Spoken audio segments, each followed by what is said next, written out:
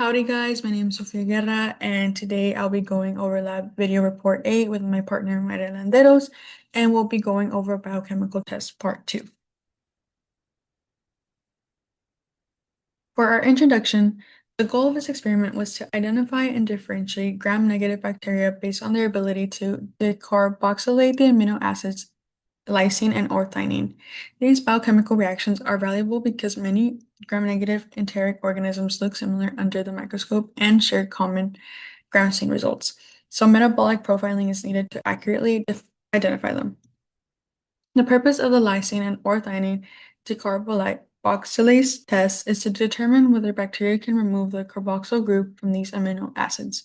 A positive decarboxylation reaction results in alkyne end products and an increase in pH, allowing color-based identification of bacteria.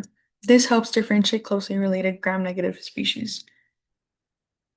For our materials, two media types were used: lysine iron agar and orthionine decarboxylase broth.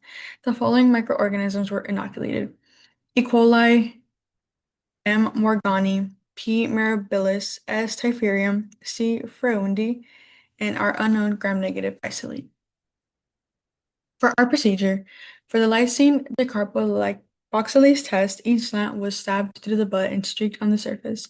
This allows anaerobic conditions in the butt and aerobic conditions on the slant, which is necessary because lysine decarboxylation occurs anaerobically, while glucose fermentation occurs first to lower the pH. For the orthionine decarboxylase test, each organism was inoculated into a broth tube and incubated. These tubes were examined while incubation for color changes indicating decarboxylation. Now for our results. First, we have our ornithine decarboxylase. As you can see here for our Citrobacter frundi, we can see that it turned into a mustard yellow, indicating a negative being acidic, no decarboxylation. For our E. coli, we can see it being a little bit more of a dark pink, indicating that is a negative, acidic, no decarboxylation. Now for our unknown gram-negative, being our unknown number 285, it is more purple, indicating a positive, alkaline decarboxylation occurred.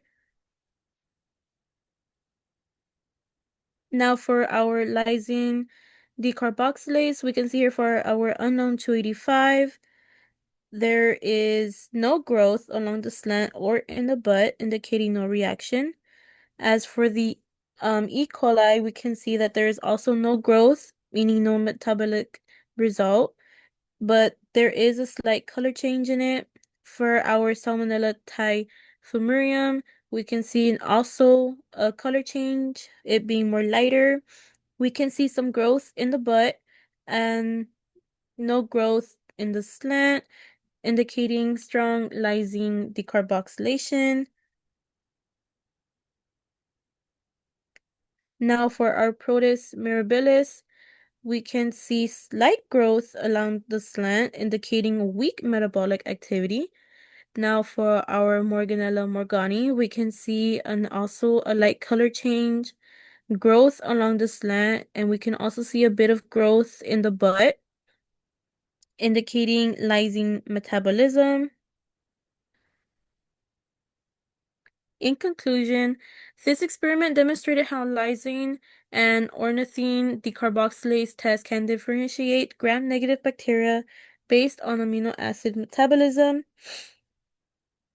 The unknown gram-negative organism produced a purple ornithine broth, meaning it was positive for ornithine decarboxylase.